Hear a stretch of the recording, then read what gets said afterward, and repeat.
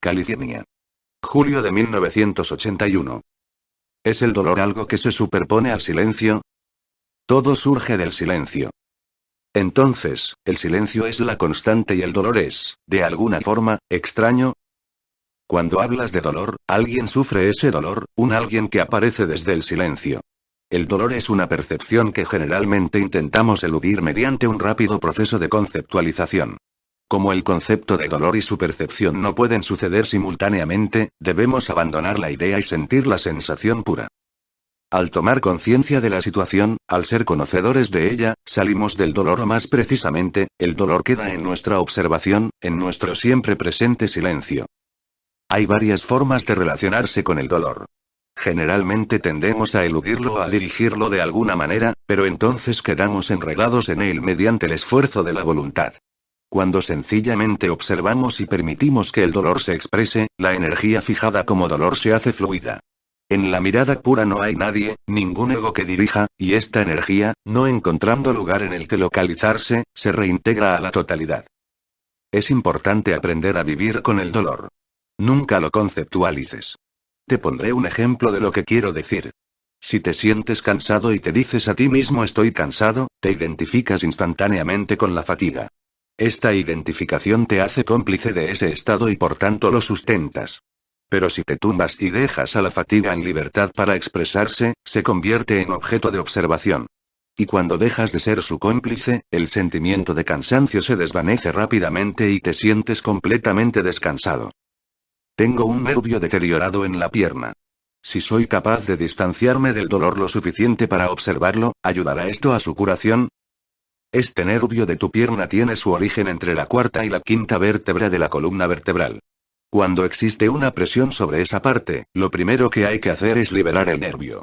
El mejor procedimiento es sentarse con las piernas estiradas y dejar que el área pélvica se relaje por completo. Pero tú no debes participar en el movimiento. Te explicaré.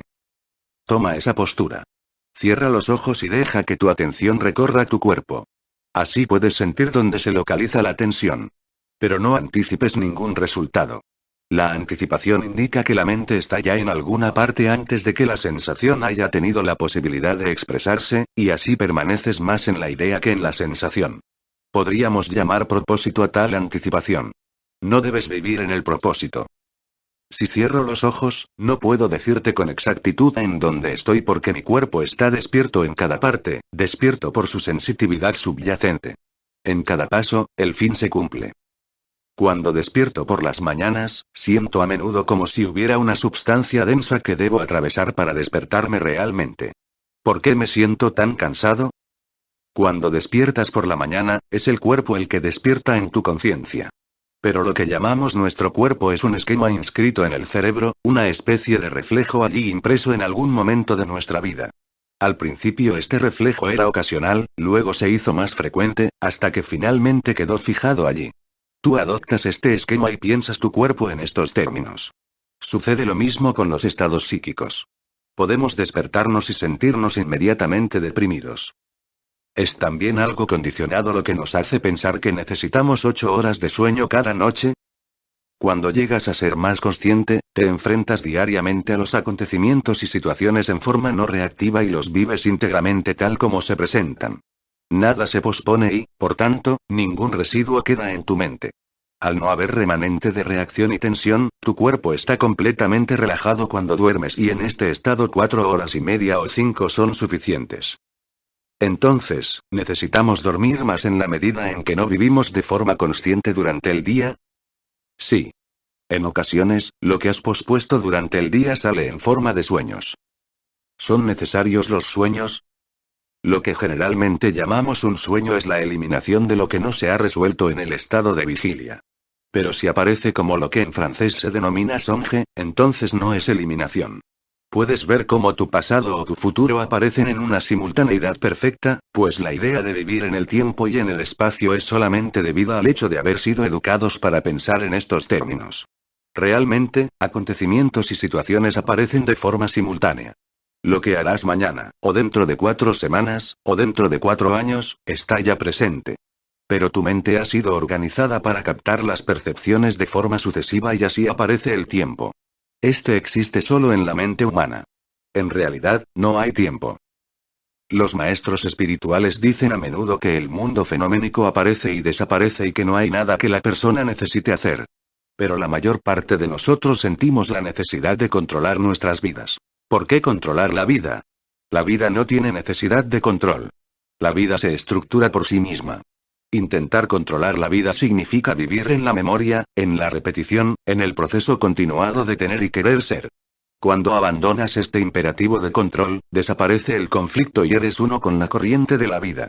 Sé espectador del espectáculo. La representación se desarrolla, pero tú estás observando entre la audiencia. Si subes al escenario y te dejas envolver en la obra, estás perdido. Nunca he practicado la meditación por temor a descubrir todo lo que he reprimido. ¿Es esta reacción un signo de que tendría que considerarla más profundamente o quiere decir que no he madurado bastante todavía? Lo que aparece durante la meditación son residuos del pasado. Estos residuos son energía localizada mediante asociación de ideas, energía movilizada contra el miedo y la inseguridad.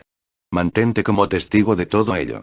Al mantenerte como observador sin hacer ninguna elección, la atención es inmotivada y todo condicionamiento se apacigua. Puedes ver que el consciente, el inconsciente y el superconsciente ascienden, pero estos no son lo nuevo, sino el pasado. Déjalos emerger, pero mantente como observador. Inicialmente, el observador es también un objeto de percepción. Pero más tarde, incluso este observador se disuelve en el silencio. Entonces, tú eres silencio, intemporalidad tanto en presencia como en ausencia de tiempo. ¿Por qué a veces tengo miedo del silencio? ¿Quién es ese yo que tiene miedo? Es el ego, la imagen que tenemos de nosotros mismos. Se desvanece en el momento que la dejas ir, en el momento en que la observas. En la observación pura no hay lugar para la imagen del yo. Así pues, déjala ir. Sé absolutamente libre respecto a cualquier situación. Me resulta difícil observar el miedo cuando estoy completamente apresado en él. Mira el mecanismo del miedo. Ve lo que está detrás de este miedo, las asociaciones que te han llevado a ese estado. Sientes una sensación y la calificas de miedo. Proyectas una imagen de un yo que siente miedo.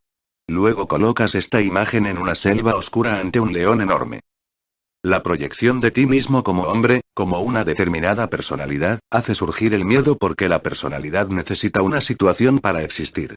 Muchos de nosotros preferimos sufrir, preferimos prolongar una situación sin esperanza porque ello proporciona al yo un punto al que aferrarse.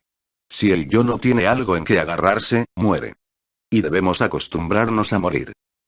Contempla cada nueva situación sin referencia a una antigua imagen de ti mismo. Cuando dejas de proyectar una persona, una imagen de ti mismo como hombre, como ser inteligente, como dotado de una cierta personalidad, como teniendo más o menos amantes, etc., ¿qué sucede? Estás calmo y vigilante, pero no vigilante a algo. Entonces la situación no queda referida a una imagen, sino a la conciencia global.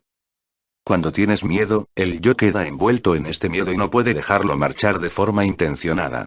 Esta imagen del yo se desvanece desde el momento en el que el yo se convierte en percepción. Y como el miedo necesita el estímulo de una imagen para existir, cuando desaparece la imagen desaparece el miedo. La idea de ser una entidad individual y separada es incorrecta. No existe una identidad independiente. Eres uno con las estrellas, con la luna, los animales, las plantas y las piedras y también con la sociedad. No tienes existencia independiente de la totalidad. Si el individuo no existe, ¿qué existe? Existen pensamientos, emociones y percepciones, pero no hay nada personal en ellos. El yo es una convención en las relaciones humanas. Existe como concepto, pero no tiene realidad. Acepta la vida. Déjala transcurrir. Tú no eres tu vida, solo un espectador entre la audiencia mirando la acción que se desarrolla en el escenario. El actor puede interpretar a un héroe, a un marido, a alguien que sufre, pero sabe que está actuando. No está identificado con el papel. Es lo mismo en tu vida. Entonces, ¿no hay nada que hacer? Nada que hacer. Cuando mires en profundidad verás que todo hacer es reacción. Solo la pura observación inmotivada está vacía de reacción pues no hay nadie que reaccione. Entonces toda acción es espontánea, momento a momento. Largo silencio. No debes llegar a ninguna conclusión en estos diálogos que mantenemos. Hablar es, más o menos, un pretexto. El verdadero perfume está en el silencio. No comprendo por qué me siento tan a disgusto en silencio. Si intentas estar en silencio, no podrás estarlo. El silencio es tu naturaleza original. No hay ninguna necesidad de tratar de ser lo que realmente eres. Simplemente, observa cuando no estás en silencio. Realmente, solo podemos hablar de comunicación cuando permanecemos en la que se establece entre dos objetos, entre dos personalidades, entre dos imágenes. La relación entre dos imágenes, entre la idea de ser un hombre y la idea de ser una mujer, carece de sentido, de contenido. En el silencio, no hay hombre o mujer, hay solo amor. La comunicación es comunión. Es fácil interpretar el papel, pero no interpretes un papel. Tomarte a ti mismo como un hombre significa que debes ajustarte a múltiples calificaciones, cómo mostrarte, cómo relacionarte, cómo hablar, cómo actuar, etc. Has sido educado para pensar en términos de ser un hombre, confinado por todas estas etiquetas. Lo mismo puede decirse cuando te consideras a ti mismo como padre o como madre. No hay ni hombre ni mujer, ni padre ni madre. Deja de proyectar en tu entorno y deja que cada momento te encuentre en una actitud fresca y libre de la memoria. Mira las cosas como si las vieras por vez primera. Mantente completamente desnudo, sin forma, sin nombre. Eres un ser hermoso, nada más, y eso no precisa educación. Sé, sencillamente, el hermoso ser que naturalmente eres. Si me comportara de esa forma, me sentiría como si no tuviese protección, como si estuviera indefenso. ¿De quién quieres defenderte? No hay nadie a quien proteger. Para llegar al discernimiento de que tú no eres tu cuerpo necesitas primero descubrir lo que el cuerpo es en realidad. El cuerpo debe convertirse en un objeto de percepción, no en una idea. En la mayor parte de los casos, cuando te refieres a tu cuerpo, estás refiriéndote a una imagen construida en algún momento de tu vida. El cuerpo es para ti un esquema que te has acostumbrado a asumir. Pero cuando dejas de proyectar este esquema y permites hablar al cuerpo real, sientes toda su tensión y pesadez. Por medio de la clara visión te apartas de las ideas habituales que has tomado por realidades y dejas de ser cómplice de antiguos esquemas. Llegas a la sensación original del cuerpo, vacuidad sin límites. Sientes que el cuerpo está totalmente extendido en el espacio. Pero el cuerpo en sí mismo no es el problema. Sentir el cuerpo real, el cuerpo tal cual es, te ayuda a descubrir una forma de mirar sin proyectar. Esto te lleva más allá del cuerpo y llega un momento en que la localización termina y la energía anteriormente fijada como cuerpo se disuelve en la escucha. En otras palabras, al no haber ya fijación de alguien que escucha o de algo que es escuchado, la relación sujeto-objeto se desvanece. Solo hay unidad. Cuando escucho a mi cuerpo y siento un ligero desequilibrio o tensión, ¿debería limitarme a escuchar o a dar los pasos para corregirlo? La tensión surge cuando te centras en una parte específica del cuerpo. Esta es la tensión funcional en la que la sensación global del cuerpo es encubierta por una idea y es a esto a lo que llamamos localización. Nunca puedes ir desde esta parte fraccionaria a la percepción de la totalidad. Cuando dejes emerger la sensación corporal, sentirás ciertas zonas contraídas y tensas. Pero si mantienes la sensación global, estas zonas perderán su localización y se reintegrarán en la totalidad. Entonces el cuerpo aparece en su verdadera naturaleza, como energía desprovista de tensión y de memoria. Entonces ya no hay restricción y el cuerpo adopta la postura adecuada sin esfuerzo. Este es el único método para adoptar una postura correcta. Si tratas de realizarlo mediante el esfuerzo, si te dices a ti mismo debo sentarme derecho, la postura natural se bloquea por una reacción muscular a esta idea. Tu cuerpo conoce su posición real y te invitará a regresar a ella. Así pues, déjala que llegue a ti. Si el cuerpo ya conoce su verdadera posición, ¿por qué practicamos yoga o meditamos tratando de encontrarla? En primer lugar, acepta la posibilidad de que eres perfecto. Tu cuerpo vive en ti, en la perfección original y, naturalmente, no hay nada que añadir a la perfección. Pero te identificas con la imperfección. Desde el momento en que te ves alimentando constantemente una imagen de imperfección, estás fuera del proceso. No hay nada que hacer en el camino de la perfección, nada que alcanzar, nada que agarrar, nada que realizar. Tratar de alcanzar algo indica que estás mirando desde una perspectiva equivocada, desde el erróneo punto de vista de haber perdido la perfección, tu naturaleza original. Me gustaría comprender qué es el pranayama y para qué se realiza este ejercicio respiratorio. Pensar y respirar están en muy estrecha relación. Cuando nuestra respiración es tensa y agitada, el pensamiento también lo es. El pranayama sirve para apaciguar el proceso respiratorio, lo que, a su vez, calma la mente. Habitualmente, la inhalación es un proceso volitivo, que despierta tensión en el cerebro y en el área de los hombros. Por eso debes realizar el pranayama en posición relajada, sin ningún esfuerzo o tensión. Deja que la inhalación suceda, pero no inhales. Aun cuando esta técnica de respiración puede ser un hermoso ejercicio, cualquier intento por aquietar el pensamiento es puramente artificial. Más que tratar de impedir que los pensamientos surjan, deberíamos observar aquellas ocasiones en las que el pensamiento, de manera natural, llega a detenerse. Por ejemplo, cuando se consigue un objeto deseado, se vive un momento de carencia de deseo. El dinamismo que provoca el funcionamiento de la mente cesa, pues no hay ya una motivación para pensar. Cuando el pensamiento es momentáneamente apaciguado, volvemos a nuestra naturaleza original, el silencio. Sucede lo mismo en el estado de sueño profundo. La conciencia del yo no está presente, hay un silencio absoluto. También podríamos referirnos a la obra de arte. En la experiencia estética el impulso de pensar llega a su fin, pero cesa de forma natural, no por medio de la disciplina o el poder de la voluntad. El pensamiento sigue el mismo proceso funcional que las piernas al caminar o la utilización de los brazos. Cuando no hay ninguna razón para utilizar los brazos, ¿dónde están los brazos? Cuando no necesitas caminar, ¿dónde están las piernas? Igualmente, el cerebro comienza a funcionar en el momento en que se lo necesita, pero cuando no hay nada que pensar, no hay pensamiento. ¿Por qué entonces continuar pensando? El silencio subyace a todo funcionamiento mental, de la misma forma que a los 3 estados de vigilia, soñar y dormir. Estos están superpuestos al silencio. Están en el tiempo, mientras que el silencio es intemporal. Me gustaría saber algo sobre la experiencia de su propia vida, sobre lo que le ha hecho posible estar ahora aquí compartiendo esta alegría. Si te contara cómo he realizado el ser real, eso sería tan solo una distracción para ti, pues nada podrías hacer con esa información. Tu pregunta es mera curiosidad. Pero si diriges una mirada en profundidad al motivo que te induce a preguntar eso, verás que la raíz es la inseguridad. Cuando el maestro espiritual con el que estoy trabajando compartió sus experiencias conmigo, quedé afectado por el hecho de que no hubiera ninguna experiencia que estableciera diferencias. Y eso me abrió muchas puertas. Pero llegas a algo mucho más profundo cuando te preguntas, ¿cuál es el motivo para preguntar esto? Detrás de la pregunta está la imagen que tienes de ti mismo. Una imagen caracterizada por la inseguridad y el miedo. Observar este miedo te coloca fuera. Por eso la pregunta es una distracción, una forma de escapar a ti mismo. Pero, ¿quién está interesado en escapar? La persona, el ego, que siempre está buscando distracción, formula la pregunta. Haz de esta imagen del yo un objeto de observación. La persona es únicamente energía proyectada en el espacio-tiempo. Es discontinua.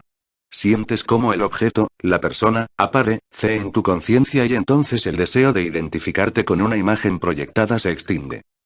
A veces he tenido la impresión de que para comunicar con otro tengo que pasar a través de la personalidad y quisiera dejar esta personalidad a un lado. Eres el conocedor de esa personalidad, como eres el conocedor de tus facultades y, sin embargo, te identificas más con la personalidad que con el conocedor. Tal identificación, basada en ideas preconcebidas, ahoga a la personalidad, que se vuelve inflexible, e impide la espontaneidad y la creatividad. No te localices a ti misma en la idea de una personalidad que no es sino memoria. Cuando vives momento a momento, sin memoria, la personalidad real tiene la oportunidad de surgir. Aparece en la vacuidad, se adecua perfectamente a cada situación y, cuando ésta finaliza, se disuelve de nuevo en la vacuidad. Por ejemplo, si te localizas a ti misma en la imagen de una mujer, comienzas a buscar todo lo que esta imagen conlleva. La mujer real empieza a vivir solo cuando la imagen desaparece. Así, hay situaciones en las que la mujer aparece en ti, pero tú no eres la mujer. No hay más que conciencia que tienes en común con todos los seres vivos. En esta conciencia silente, ciertamente surgen distinciones, pero no hay separación. Podemos comprender lo que ahora está diciendo, pero pasado algún tiempo lo olvidamos. ¿Es útil leer libros o es mejor descubrir las cosas por nosotros mismos? ¿Pueden ayudarnos los libros a ver las verdades que no hemos vivido todavía? Los libros solo pueden proporcionar un conocimiento de segunda mano, mientras que lo esencial es llegar a un conocimiento de primera mano. Entonces, ¿qué podemos hacer para prepararnos? ¿Podríamos meditar sobre algo? No se medita sobre algo. Esa no es la formulación adecuada. Meditar significa estar plenamente alerta y permitir que la sensación cuerpo-mente llegue a tu atención. Por ejemplo, cuando te sientas aquí puedes advertir que ciertas partes de tu cuerpo están tensas. Estas partes se sienten pesadas y tensas porque otras partes están ligeras y relajadas.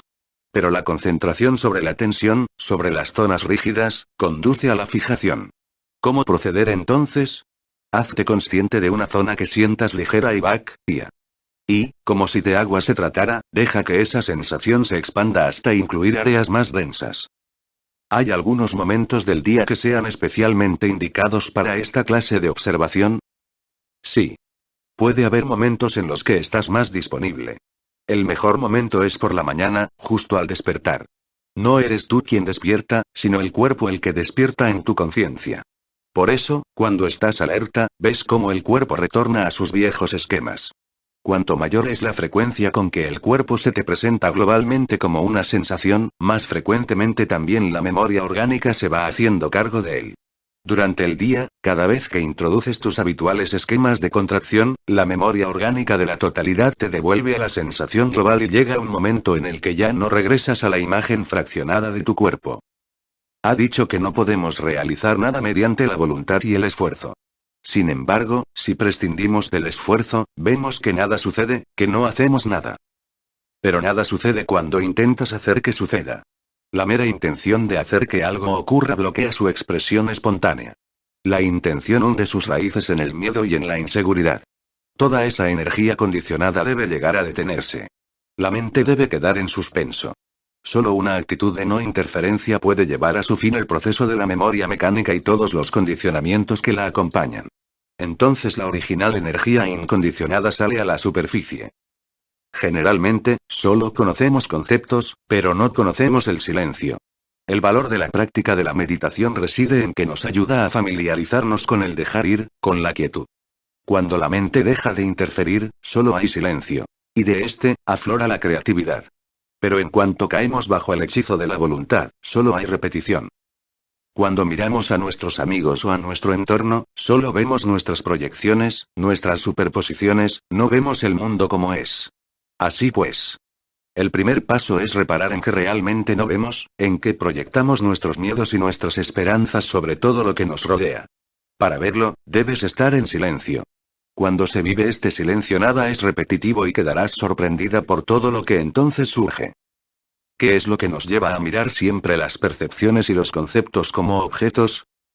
Estamos en constante búsqueda de libertad, de algún camino para trascender la inseguridad. Este sentimiento de inseguridad o de miedo es el motivo que nos impulsa a ir más allá, en un proceso que requiere observación e indagación. Observa que al obtener un objeto deseado puede haber una momentánea libertad respecto al miedo, pero la causa de ello no es, en realidad, el objeto deseado. En la seguridad experimentada en tales ocasiones no hay lugar para una imagen de un objeto o de alguien que lo consigue. Hay solo felicidad. Cuando abandonas esta felicidad, el ego quiere atribuirla a alguna causa y por eso dice: me sentía feliz porque encontré a tal o cual persona, me sentía feliz porque escuché una música maravillosa. Y cosas por el estilo. Cuando prosigues esta investigación hasta el final, descubres que tú eres esa felicidad. Ves que en realidad no podemos hablar en términos de causa y efecto, pues la felicidad no tiene causa. Desde este momento, abandonas espontáneamente la volición, el esfuerzo. Permaneces constantemente abierto. No existe ya sensación de separación y, en consecuencia, tampoco miedo ni inseguridad. ¿Qué me sugiere que haga con la observación de que el contexto básico de mi vida es la ira? Soy consciente de que soy colérico, pero eso no me hace cambiar. A veces, lo sustituyo por algún otro estado y la ira desaparece momentáneamente, pero más tarde regresa. Cuando dices estoy colérico, esta cólera es un concepto y no puedes hacer nada con la idea de cólera. No te dejes envolver en el concepto. La ira es una percepción, una sensación en tu cuerpo y en tu mente. Permanece con la percepción. Quiero decir con esto que aceptes totalmente la sensación de estar colérico. En el momento de la aceptación no hay lugar para alguien que acepta y la complicidad con la cólera cesa automáticamente. En realidad, la ira es únicamente energía localizada como un estado, una idea.